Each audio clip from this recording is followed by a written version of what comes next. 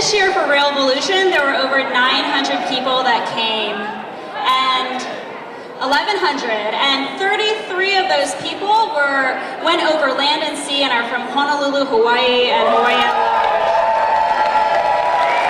And so we love Rail Volution because we have this thesis that Hawaii can be the test bed for innovation, and two of the pieces of that are that we are connectors and we have diversity. So we all kind of look like Bruno Mars, not gonna lie. And to quote Lilo and Stitch, Ohana means family, and family means nobody gets left behind. Halloween is right around the corner, and just don't do the grass skirt thing. It's a nod to Tahitian culture, but just don't try. The Aloha shirt, however, is something that the business community wears all the time and is very welcome. Y'all are podcast listeners, so check out 99% Invisible. Great episode. We don't surf to work, but we have circumnavigated the planet using just the stars and the wind and the ocean. We've also partnered with an electric aviation company called Amp Air, so working on that right now. A lot of you folks probably come to Hawaii to kick back and relax, drink a Mai Tai. This is my calendar. So while y'all are relaxing, that's what I'm doing. And this is all just to say that we are open for business. So by way of background, I'm an urban planner. I went to grad school at Cornell. Anyone? Go Big Red. And in 2009, 2010, we had the largest planning class ever. A lot of folks thought it was because of the recession, but I actually think it's because we were a group of Zennials, pre-millennials, that grew up watching this guy. Won't you be my neighbor?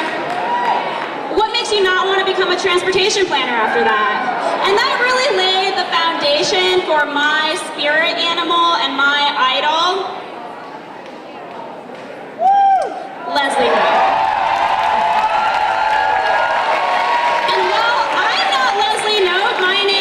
Aki Marceau, and I am the Policy and Community Managing Director for Elemental Accelerator.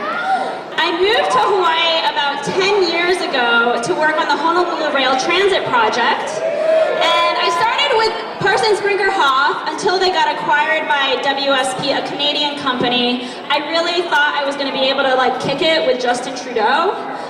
But I just had to kind of deal with the metric system after that. So like any good consultant, I switched over to my client side and joined the Honolulu Authority for Rapid Transportation.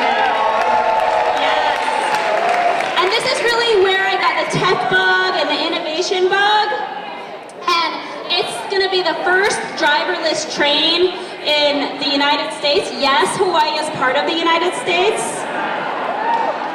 Now I'm with Elemental Accelerator, and we're like the high-speed rail for startups, except we don't have all of the political struggles and financial difficulties as high-speed rail. Each year, we find and fund 15 to 20 companies in mobility, energy, water, agriculture, the circular economy, and we fund them up to $1 million. Right now, we have over 80 companies in our portfolio, and we're really focused on doing projects with them in Hawaii, California, and all over Asia Pacific.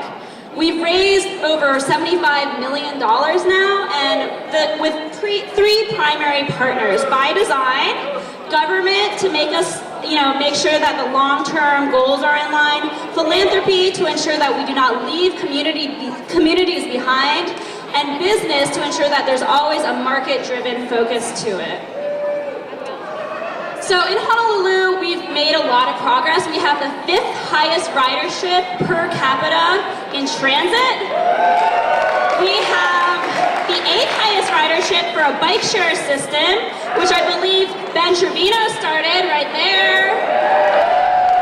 But despite all of those advances, we're moving in the wrong direction when it comes to greenhouse gas emissions.